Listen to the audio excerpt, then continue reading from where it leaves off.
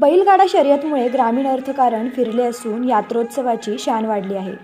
जुन्नर तालुक्यातील उंच खडक येथे गेले 2 दिवसांपासून सुरू असलेल्या श्री भैरवनाथ यात्रा उत्सव मोठ्या उत्साहात संपन्न झाला। या यात्रोत्सवात बैलगाडा शर्यतीला लाखो भाविकांनी हजेरी लावली होती। या उत्सवाचं मोठं आकर्षण ठरली दीक्षा पारवे। तिने मोठ्या धाडसानं बैलांवर ताबा मिळवत घाटात बैलगाडा जुंपून सर्वांची मने जिंकली।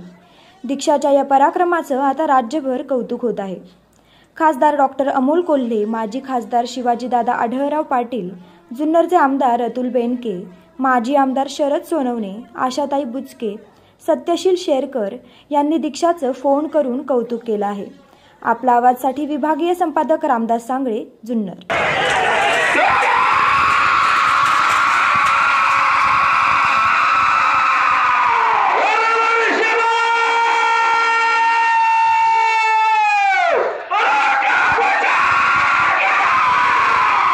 No!